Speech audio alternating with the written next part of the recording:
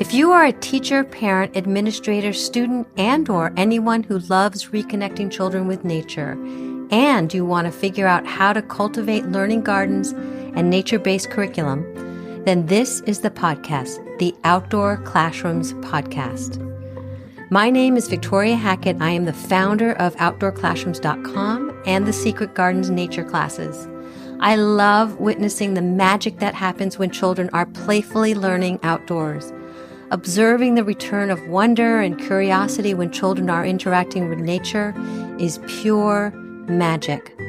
This is the podcast that is going to help you capture children's interest and give you not only inspiration, but some real life strategies that are going to help you figure out how to use the outdoor space, your outdoor space, as a teaching tool, so you can enlighten the playful learning experience for young children. Welcome to our Outdoor Classrooms community.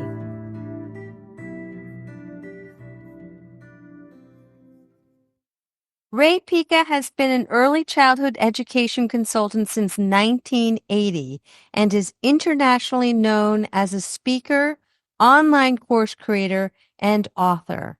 Rae has written 22 books, including Text Experiences in Movement and Music. In its 5th edition, What If Everybody Understood Child Development, Straight Talk About Bettering Education and Children's Lives, and Spark a Revolution in Early Education, Speaking Up for Ourselves and the Children.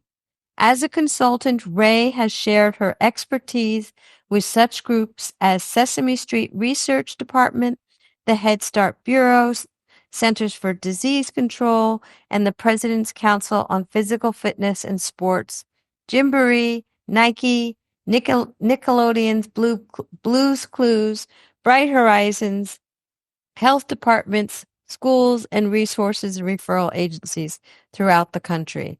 She is most proud of her fierce defense of childhood. Without further ado, Rae Pica. Hello, everybody. We are here with the one and only Rae Pica, who just finished yet another book called Why Play, and that is why we are all gathered here today to have an author talk about her newest book. Welcome, Rae. Thank you, Victoria. I'm so glad to be here. Good. I would love to dive in deep with your new book.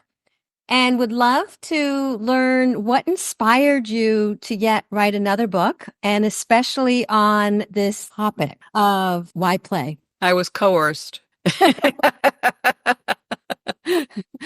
Someone passed my name along. It was actually Lenore Skenazy of Free Range Kids passed my name along to the new early childhood editor at Teachers College Press. And she contacted me and said, we'd really like you to write a book about play. And I thought, yikes. I mean, what hasn't been said? You know, Lisa Murphy's book on play is wonderful. It's fabulous. That great, big, wonderful, fat one, Let the Children Play by Pasi Sahlberg and William Doyle is incredible. And so I said, well, let me think about it, and I just percolated.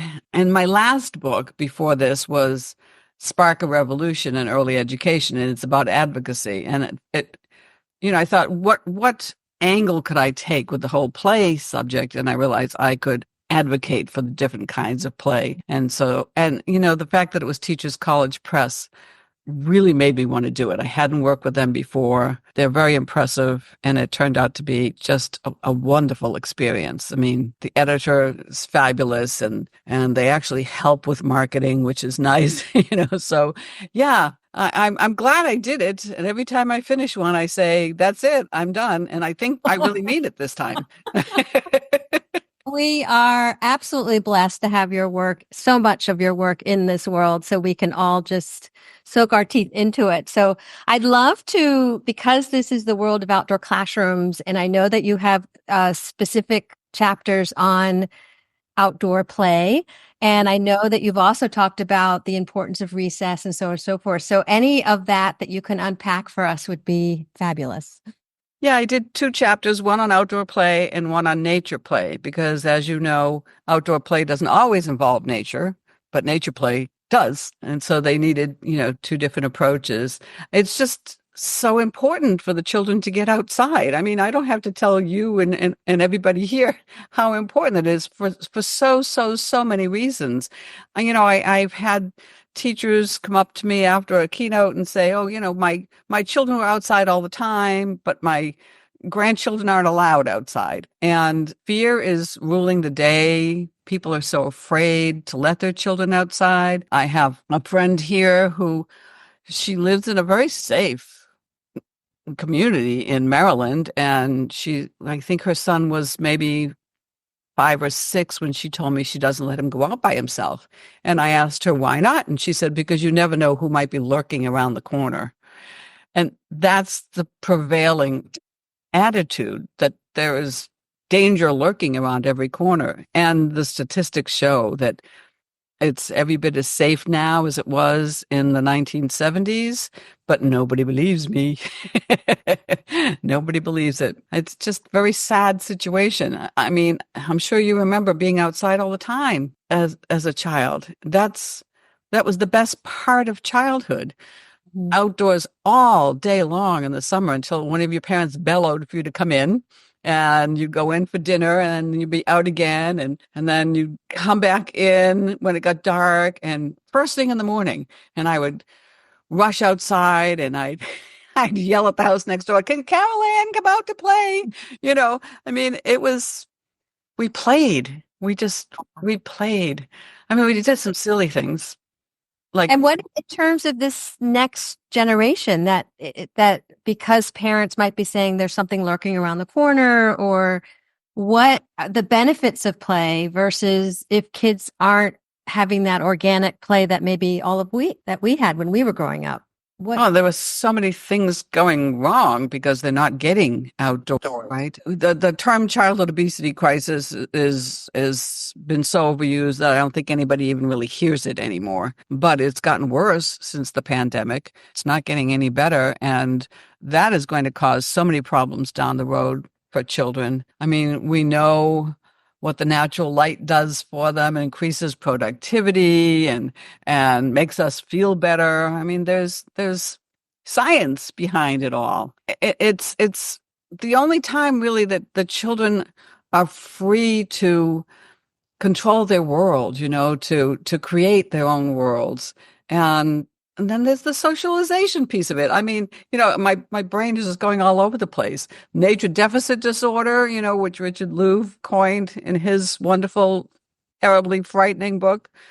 The one thing I remember from his book was, well, I mean, the one that just won't go away is he asked a 6-year-old, I think, do you prefer the indoors or the outdoors?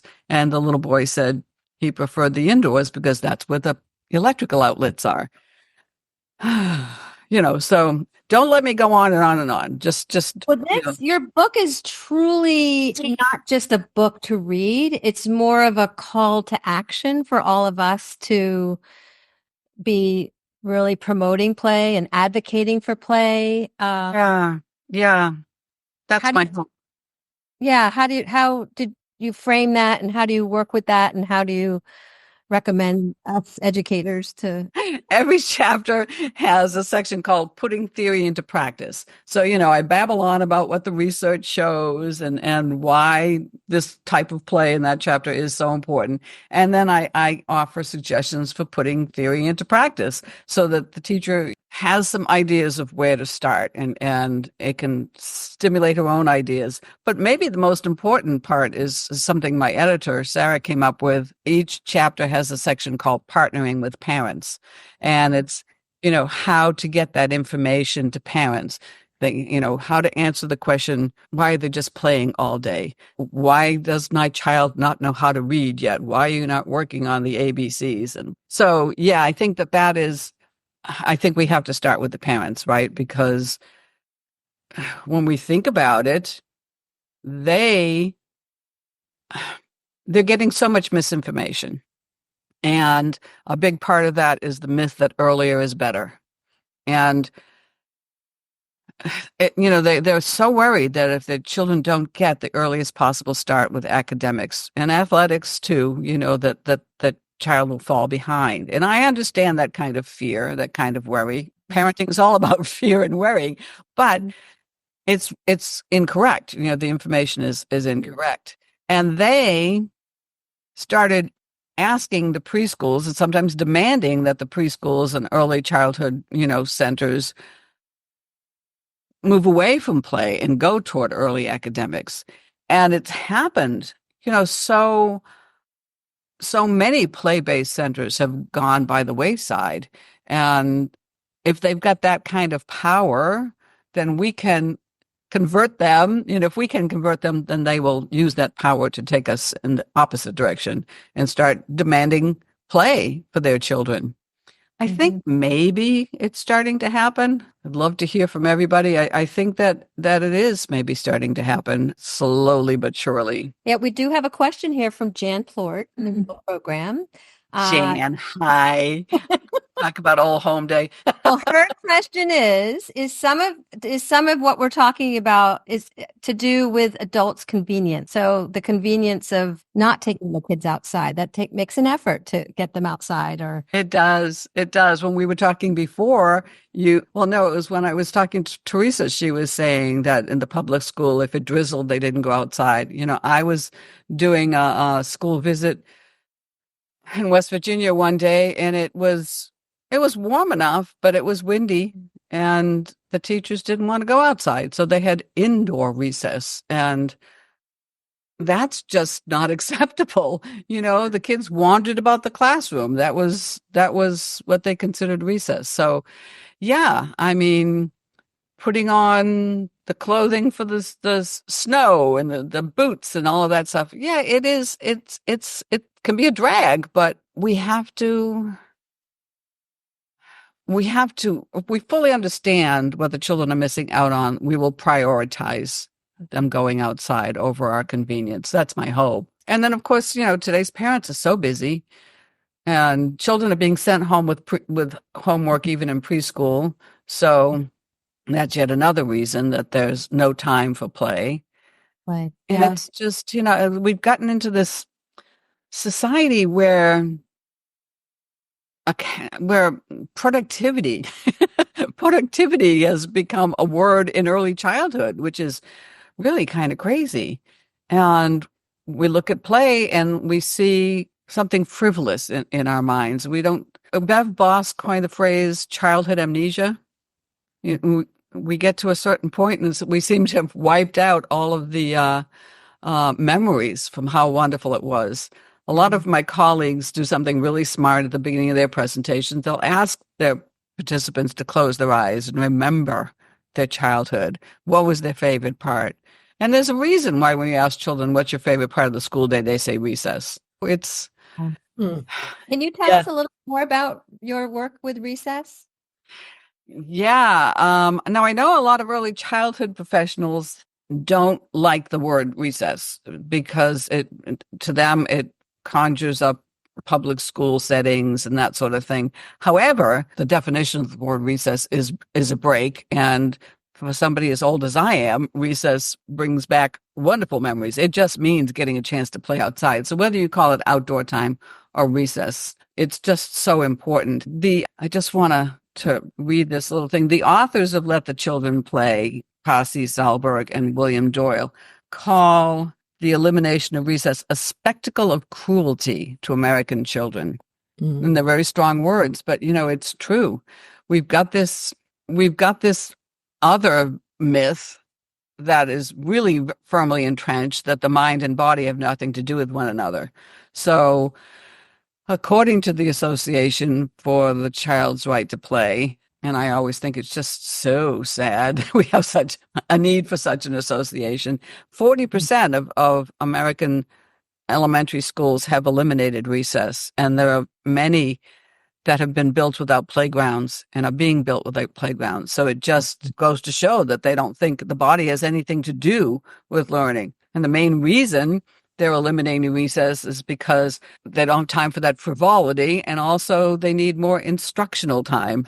And what they're doing is absolutely counterproductive to instructional time, because all of the research shows that brain needs breaks all of the research, these reports come out, physical activity contributes to learning and to academic success and blah, blah, blah. And I think this isn't news, people. You're acting as though it's a news flash, and it's not. It's something that we've known for a while. But, maybe if people keep hearing it, they'll begin to believe it. But yeah, I mean, the brain needs the water, oxygen, and glucose that is provided by moderate to vigorous intensity physical activity.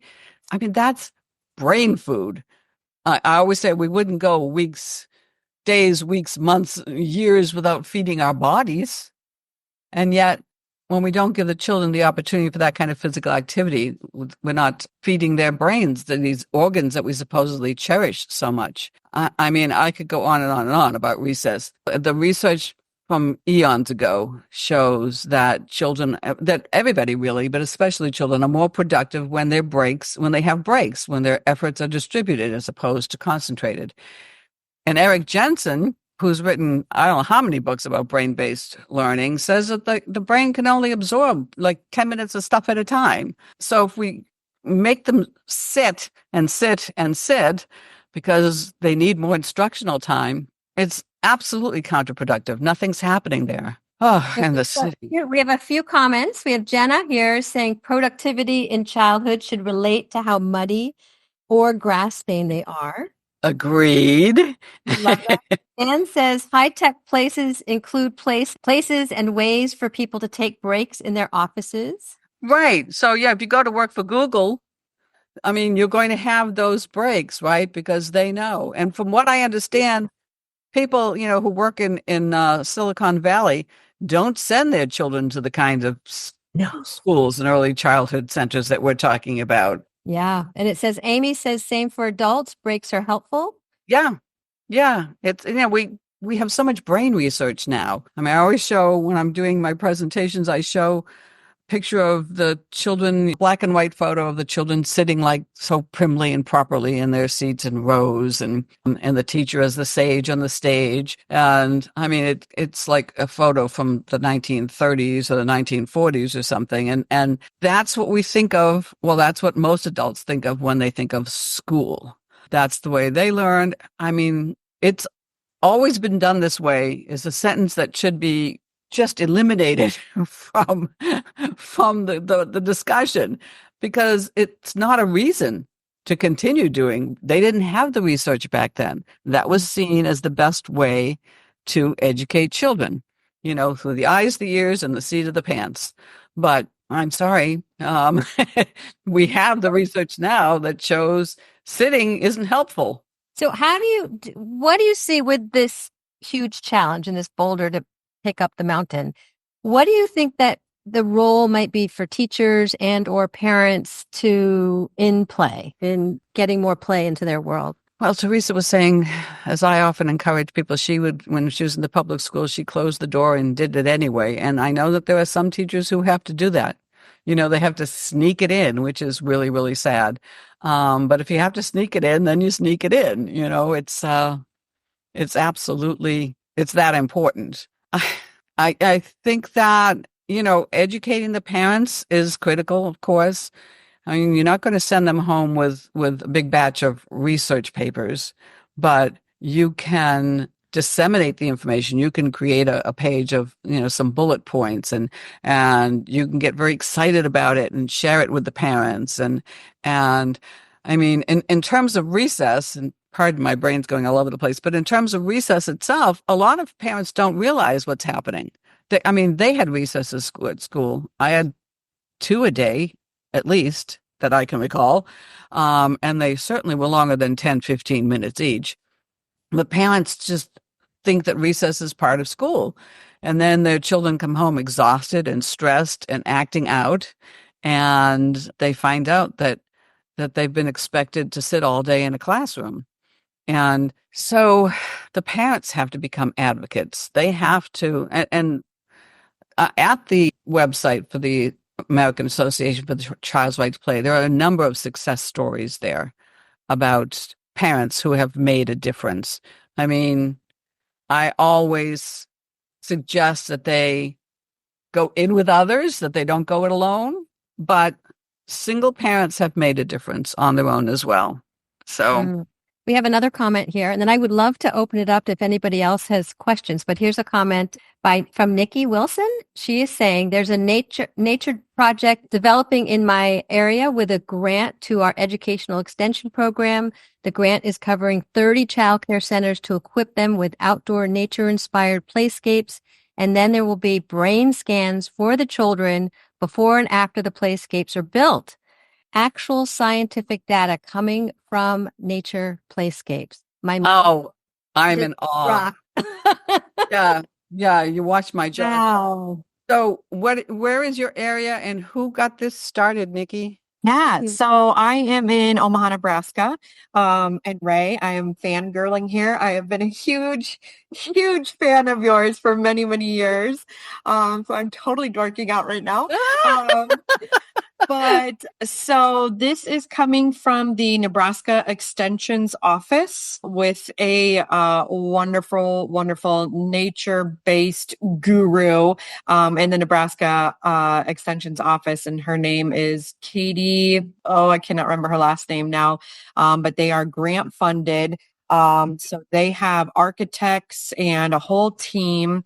I want to say it's 30. So what they're doing is they are taking, unfortunately, they're going to do a control group and then another group where they're going to build some outdoor playscape places in these chosen childcare centers. Sort of like, it's not with Dimensions. Dimensions is Nature Explorer, but very much like that because we're all in the same area. And these brain scan, I'm trying to find my notes here from the meeting that I had with the extensions office and I can't find it, but yes, they're doing, obviously with parent permission, they're doing brain scans on the children before anything is put into their play area. And then they're doing some brain scans after. And obviously it's just going to obviously do exactly what we all know it's going to do. It's going to show growth and connected synapses and, all the things. And so to have that actual like brain scan data, Yeah.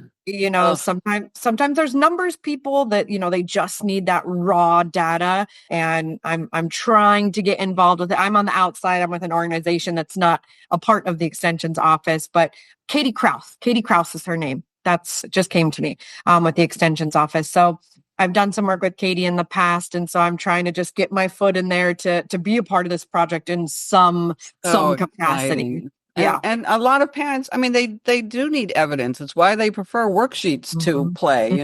You can't quantify creativity and imagination and all that wonderful stuff that comes from play. Now, just quickly, the extensions office, is that part of the education department or? I believe so. Yes. Yes. Yep. The Nebraska Educational Extension. Keep in touch and let me know. Absolutely. It's so exciting. Absolutely. It's amazing what Nebraska is doing in education, especially in the early childhood years. Being up here in Minnesota, but having family in Nebraska, it's amazing the things that they send me and connect. And I wish more states would get involved the way they are with their brain development. We just keep our fingers crossed. And Helen, thank you for mentioning the every other week I do send out a curated newsletter, and all the different things that I subscribe to. I pick out the articles that I think the community would be interested in.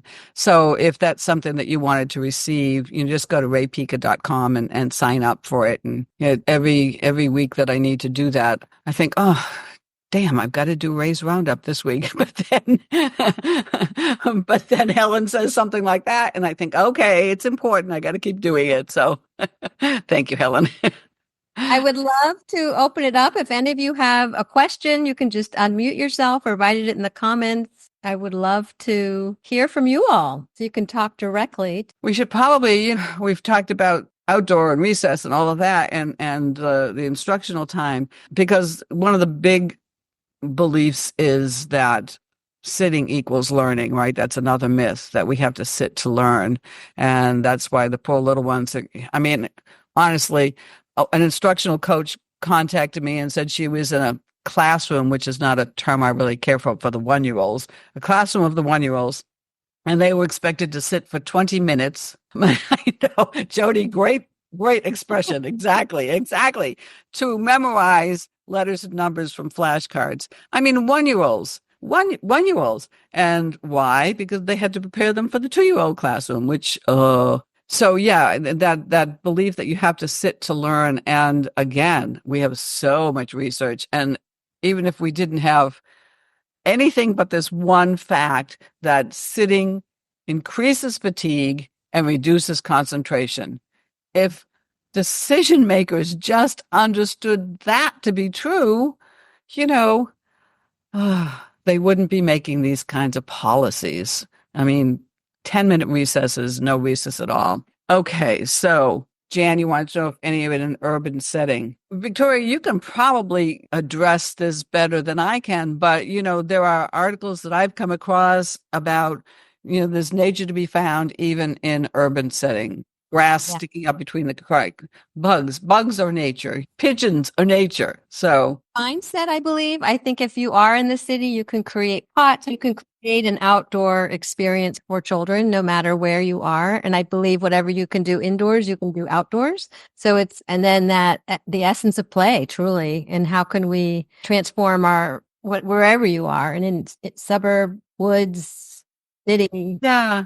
Take them on a listening walk. Yeah. Around a block or two. What does your space, what's around? Sometimes the listening walk is a little risky, I will say. Just be careful with your listening. In urban settings? Yes. Yeah. I may be a little naive with that. There are a lot of nature-based programs that are in the city that use the local parks. So really, and that goes into a lot of city planning. So what's in terms of thinking about play and city planning and getting those two minds alike. And so that goes into policymakers who's making the decisions for the community. And do we have parks that can go to and access? And are they safe parks? So there's a whole essence, and that stems from play. Yeah. And often, voting at the local level is more important than at the state and federal. I mean, because so many decisions are made at the local level and at the state level, so. It's funny you say that, because we just had obviously our election, and I was thinking, wouldn't it be cool to have a line item about outdoor classrooms, and outdoor classrooms should be at every single school, and it would be a unanimous vote, and then to put that into action. I thought that could be a line item eventually. You work on that, Victoria. I will. So Teresa wants to know if there's any scientific data about artificial grass versus real grass. Is real grass healthier for children than artificial? I don't know. I would assume it is. Does anyone know the answer to that? I haven't heard anything about the research, but I do know that a lot of people in urban settings don't think there is a difference, to be honest with you. That's what's kind of scary. Between artificial and real grass. Yeah. Okay. Yeah. Yeah. There is research in terms of having your barefoot feet on real grass, how that impacts your whole body. So I think it also depends. The artificial grass also depends on what it's made out of, because I know there is some research and data out there about like the rubber mulch and stuff that can be used, and the cancerous type of things that are in rubber and stuff like that. So it kind of depends on what the artificial grass is made of. Yeah, Elizabeth is saying it can harbor bacteria and should be cleaned regularly. I would imagine, real is better than artificial, no matter what we're talking about. I mean, artificial Christmas trees, okay, if you must. It's just, But what other questions you have? Questions, insights, reflection. So the main reason, as we said, that recess is being eliminated is because they need more instructional time. And I just want to bring up Dr. Olga Jarrett's research, and her research showed that, and just bring it right down to the point, a 15-minute recess translated into 20 minutes more of on-task time. So you can have all the sitting time you want, but if the children are slumped over their desks because their fatigue is increasing and their concentration is being reduced, then that's not quality time. On-task time is what we're looking for. So we have so much research, and it just is frustrating, isn't it, to have to keep advocating and justifying the need for play and movement. And this is the way nature intended young children to learn. It's their preferred mode of learning. I always wonder, why would we want to teach them in any way that wasn't their preferred mode? Mm-hmm. And I think it helps too when people who aren't, I don't ever want to say just the educators, but when it's business people or people up in higher education. And I was hearing somebody interviewed and he was saying what people are saying in the workforce is we need people who, and we've heard this too, are creative, can work as a team, can solve problems in new ways. There was also a part about kindness. I mean, those are the things that happen when the children are playing that you can't even teach. And they open up this whole new landscape in their own brains. And you also, just as a teacher, I teach kindergarten in a traditional public school, but we have an outdoor classroom as well. But the behavior problems are like almost non-existent when we start our day with play, and then they have recess in the middle of the morning, they have recess at lunch, and then then they have a whole hour of activities they do with their specials teachers, and then they get another chunk of play. And it's just like a no-brainer. And I think if people who they say are the job creators or the money makers really say, listen, I can teach them how to like type it into the computer. I can teach them maybe how to do some accounting. They need to come with these other skills and these other things. I can set that up. But if they're not good at these things and feel that sense of purpose themselves, they're seeing a real problem with that, is what I heard this man saying just about 4 days ago. Yeah, no, I agree, Jody. Thank you for bringing that up. Yeah, I mean, industry leaders are saying that they're spending a fortune on team building skills because children don't know how to work cooperatively together. Dr. Roger Kneebone, which I just think is the funniest name in the world for a doctor, but he probably gets that all the time. He's in England, and he wrote an article about the fact that his surgery students don't have the fine motor skills that they need because they're not working with their hands anymore. I mean, when I go in for surgery, I which I did recently, I really prefer a surgeon who can use his hands, who has the fine motor control necessary. Yeah, there are just so many things. And the problem solving is one of my favorite soapbox topics. It's just, they say that we don't even know all of the professions. I mean, think about how fast things are changing. AI makes my head spin. Things are changing so quickly. So we don't know. Today's 4-year-olds are going to be doing things for their careers that we've never heard of. So how do we prepare them for that? The one skill we know they will need is the ability to solve problems.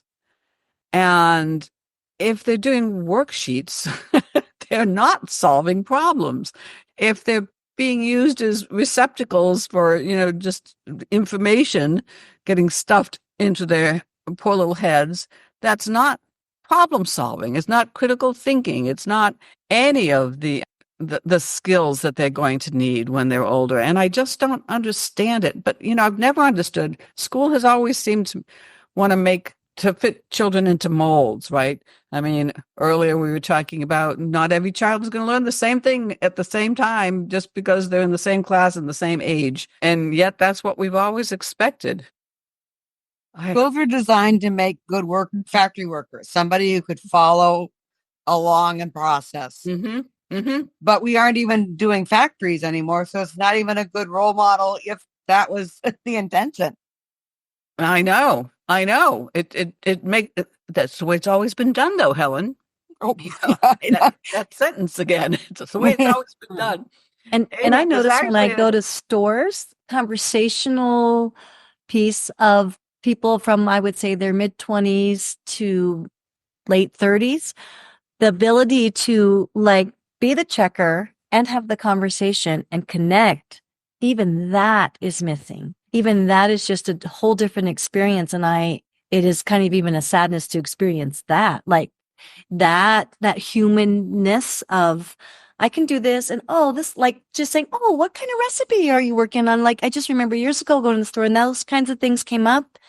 And now it's just bleep, bleep, or, and I think that generation that's in the workplace doing work, they're also not able to see that they have the value. They can connect with the person they're serving.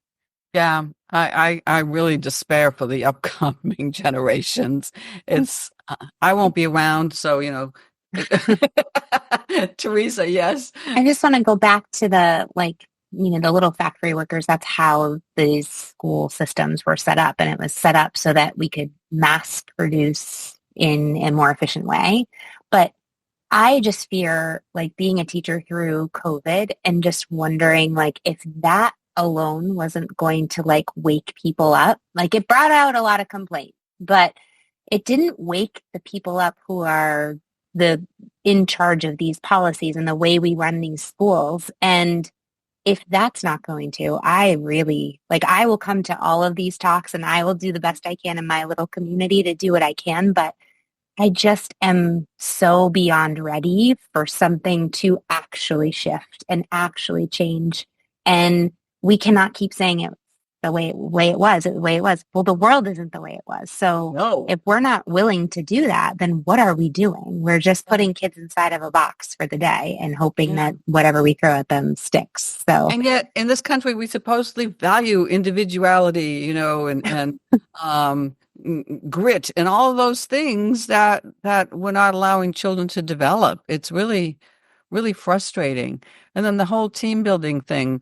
I have another chapter, and it's one of my favorite topics on cooperative play, because we're all about competition and winning, and the children aren't learning how to work together. They're not learning how to play together. They're not learning how to solve problems together and enjoy one another.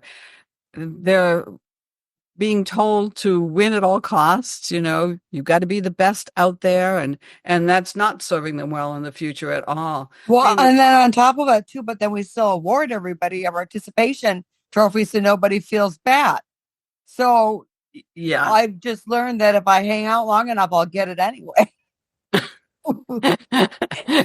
Yes. Well, we do have our all impressive role models that are showing us that competition is better than anything, because God knows that's how we're leading our world at the moment.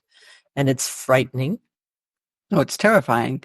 But I mean, if we think about it, there are far more opportunities in life to cooperate than to compete. I mean, we act as though it's hand-to-hand combat out there, as though maybe there's only 6 A's in the classroom to go around and you've got to engage in battle to get one. That's not the way it works. Yes, you will compete to get into college. You will compete to get good grades. You will compete to get a job. But all of those things, it's an individual thing. You don't know who you're competing against to get into college. You don't know who you're competing against to get the job. You just have to bring your best self. And your best self isn't coming from thinking that you're always going to get the participation trophy, or that someone isn't going to say no to you. I had a mom say to me that she didn't say no to her 4-year-old son because she didn't want to stifle his creativity. And I mean, I laugh when I say that, but my God, I thought, oh, lady, you are in for a world of hurt. Yeah, it's the whole gentle parenting thing and the self-esteem movement. Things have gotten a little out of control, I think. I just want to point out Amy's comment that there's a Dr. Kneebone in Maine who's actually an orthopedic doctor. I think that's hysterical. I mean, what else could he have done with his life? He had to go into that field, right? We didn't even touch upon screens and all of that and how that's affecting play. And well, who has time? Who has time to play when they're in front of the screens? And I admit that I don't know how to. I had a little adoptive family here in Alexandria, because I moved from New England, not knowing hardly anybody down here. And I adopted this little family, and they adopted me, and there's 2 little boys. And I would watch them we'd go out to eat or whatever, and they would hand the boys their phones. And I never knew what to say. I wasn't the grandmother, really wasn't my place. I gave them my book, What If Everybody Understood Child Development? I'm quite sure nobody read it.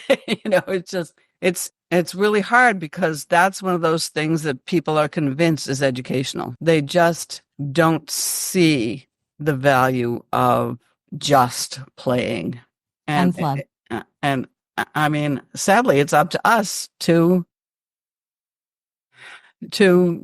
explain it to them until they get it. I would love to sort of circle up with suggestions or best places. I'm reading this from Teresa's best places to start with families, book suggestions, article suggestions, family events, activities. So what in terms of can we do to move forward with play? Well, this one's good.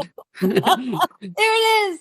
This one's pretty good. By the way, you have a code, right? You'll give. Yes, I have the code. I sent it in the email, but I'm also going to say it here. It is PICAOC, and because that makes sense. Outdoor classrooms. Outdoor Classrooms. So it's from November 15th to April 1st. You will get 20% off the book. Do you want to hold the book up? Wow. Yeah. So it's PICAOC. There's no number 20 or anything. Nope, and there's no number. We'll get you 20% off your amazing book. It's great. Thank you. Yeah, I mean, it's why play, how to make play an essential part of early education. And as I said, there's the putting the theory into practice, but there's also the partnering with parents, for which I'm eternally grateful to Sarah for thinking of that. And it covers free play, guided play, big body play, outdoor play, nature play, risky, rough and tumble, cooperative, dramatic, fine motor, construction, and loose parts. I mean, there are others, but I thought those are pretty popular and in need of conversation. So, but I mean, let the children play is big and fat, but wonderful. But if you're going, I really like the idea of doing book clubs for the teachers and parents. A lot of directors have told me they've done that. And if you're going to do it, I mean, this is skinny. This is the chapters are real small. What else? I mean, Lisa Murphy's book on play is great. And then in terms of articles, I mean, just Google, more stuff will come up than you could possibly use. Family events, activities. Yeah, the book club idea I really, really like. Gatherings, maybe sometimes you have a guest speaker. Sometimes you just have a chance for the parents to come and play. I love the idea of just sort of very casually asking the parents when you've gathered with them what they played as a child, reminding them what they learned from that, just reminding them how much they enjoyed it and that they don't want to deprive their children of that experience. An eye-opening book on screen time is Glow Kids. I haven't heard of that one, Jenna. Tell us a little something about that. It's written by Dr. Nicholas Kardaris, and forget what kind of doctor he is, but he does go into on excessive use of screen times on people of all ages, but he really focuses on the kids and how it is considered junk food, basically like sensory junk food, and how it's detrimental to our brains, and especially at such a young age, like 1-year-olds are getting handed iPads for entertainment. And what that does to their system, and then how that impacts them in their life course. Yeah. So it's wild. There's so much scary stuff out there that's been written about it. And yet, Jan, you asked about convenience for the adults earlier. Somehow our parents managed to cook dinner and do the clothes and wash the dishes without a dishwasher and all those things without handing us a screen. So we know it's possible, right? Yes. Power of just opening the door and going outdoors as well and playing and the essence of that. And I think that you speak so eloquently about how the damage, and if we're not playing, and really truly becoming an advocate of play. And I mean, it's sort of sad to put those two words together, that we would need to do that at this game. But you definitely are leading us in this conversation tonight, which I'm so grateful for. And I do think if we can all get out there and communicate, and it's that ripple effect, if we can, I think, start playing ourselves as adults to tap into our own I agree. memory bank and start playing and not being so productive. And as Jenna was saying, to get ourselves dirty, and messy, and our jeans should be dirty as well. So it's that starting with us, and then how can then that hopefully will be models for any of those families and kids. Yeah, absolutely. I use the imagery of a dripping faucet. I know that if we look at advocating for play, it seems like, it's like when I was first asked to write a textbook, I thought, oh my God, I have to write a textbook. You can't deal with it that way. You can't deal with advocating for play. It's too big. But you can reach one person at a time. The dripping faucet, if it keeps dripping, eventually it fills up the sink. And eventually it overflows, and then eventually it floods. Have any of you heard the parable about the starfish, one starfish at a time? Yes, I haven't heard in a while. It was in the original Chicken Soup for the Soul. See, I keep my little starfish here to remind me, and there's a sun catcher on the window. So guy's walking down the beach, and he sees another one coming towards him who periodically stops, picks something up, and throws it into the ocean. And so when he gets close enough, he says, "What are you doing?" And the second man says, "Well, I'm saving these starfish by throwing them back into the water." And the first guy says, "Well, there are millions of starfish and thousands of beaches. You can't possibly expect to save them all." And he picks one up, throws it into the ocean, and said, "Made a difference to that one." So one starfish at a time. I just had a flash of thinking that Thanksgiving is right around the corner, and families coming to gather, and thinking myself and my own in-laws are coming, and I'm like, I know what we'll do. We'll play games. So pulling out the games, the puzzles, anything we can do just to talk about role modeling. Yeah. Yeah, that's great. And again, there's research that shows the most active children have active parents, more active parents. Levi wants to share what his favorite thing to do outside is. What is it, Levi? Jumping in the lake. Not fully clothed, I hope. Yes. I think that's a great pastime. Sometimes I fish, and then I catch a big fish. You do? Do you throw it back in, or do you eat it? I throw it back in. And it keeps on wobbling, so it's so wobbly, so I can't really pick it up, so it's so slippery. Yeah. And then Cooper has to come and literally pick it back in. They are hard to hold, aren't they? Yeah. Slippery. They're very wobbly and spilly. Yes, they are. Yes, they are. I'm glad that you enjoy those outdoor things. What else do you like to do outside? Usually I like to play soccer, usually ride on my bike, and basketball. I'm just really glad there are still children doing some of that stuff. Thank you, Nikki. We're a household of 4 boys, so we're never just sitting around. That's wonderful. Thank you, Levi. Thanks, Levi. Are there any, Teresa, do you want to read your thoughts here?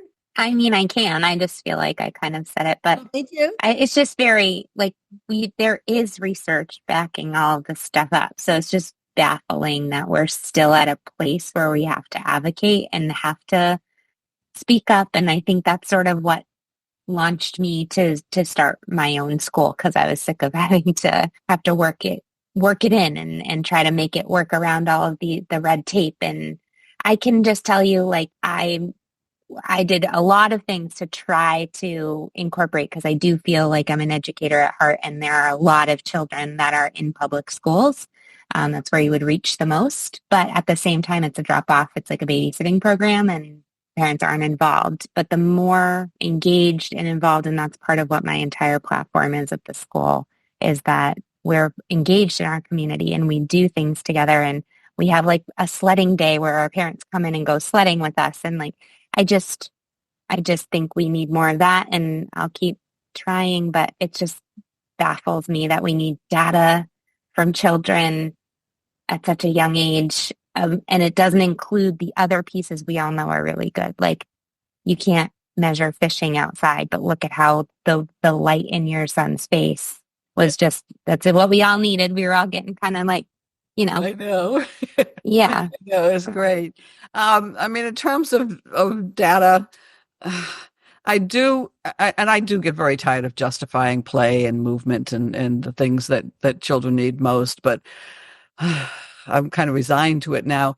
I do think that we have to explain to parents or administrators or anybody who's watching that, if they're doing this kind of play, that it's addressing this content area and they're learning word comprehension and this is the standard that it's meeting. And I know it's a pain and I know it's ridiculous, but we have to do that.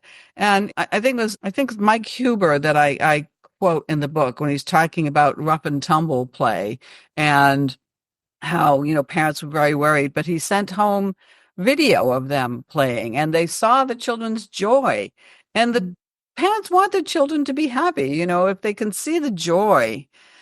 And if you have your own center, as Teresa does, that should be prominently, your philosophy should be right there front and center on your website so that you don't end up with people who come to interview and want to know where are the worksheets and where are the flashcards and all of that sort of thing. They know what to expect before they get there. It's hard. It's hard. Worth the fight. Yes. Are there any final thoughts? This has been the most amazing conversation, and you are just a hero in this work. And I'm so incredibly grateful for your body of work that you have given us as a collective community of educators and parents, and to leading the way. But this call for why play is such an incredible. I mean, again, like what everybody has been saying, and that we can't believe we're having this conversation at this stage of the game. But are there any final thoughts that you would like to share? Where we can find you? Where I think there was a question in terms of where we could find the book. Okay, you can find me at raepica.com. Everything you wanted to know about me and way more there. I've got my online courses and the book. I mean, Amazon or Teachers College Press. So the two places to get Use that. Use the coupon code. Oh, but you know what? If you use the coupon, it has to be Teachers College Press. Thank you for this, Victoria. I do feel better. Thank our community. And any final questions that you want to ask, but I just want to honor the time as well. I want to say thank you for your body of work. I've been reading you for years, and I just feel like you are an advocate for teachers and children, and thank you for doing it and saying it. And I do like that your books are pretty short, because then you can really read it. You can really find the parts that you want to teach and share with others. So I like the way you work, and I like your bravery. You keep doing it. You're not going anywhere. Thank you. My stubbornness from my father. Thank you, Jody. That means a lot to me. It really does. It's what keeps me going. Well, you keep us going. So thank you.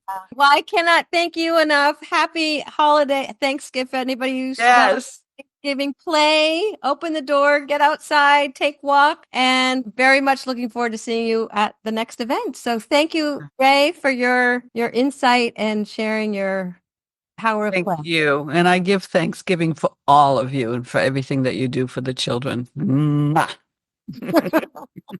Thanks, everybody.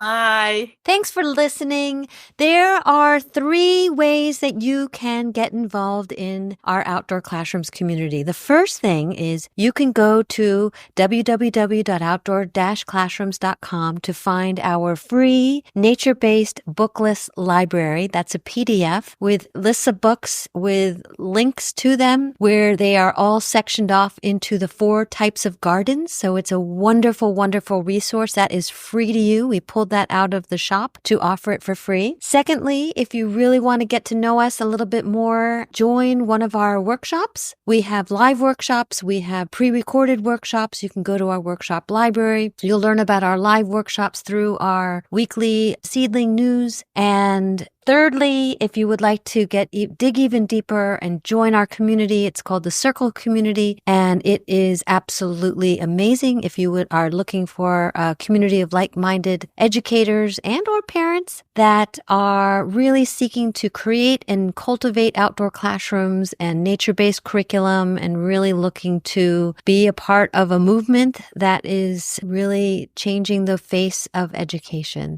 Again, it's up to you. Join us in any of those 3 different ways. Talk to you soon. Bye.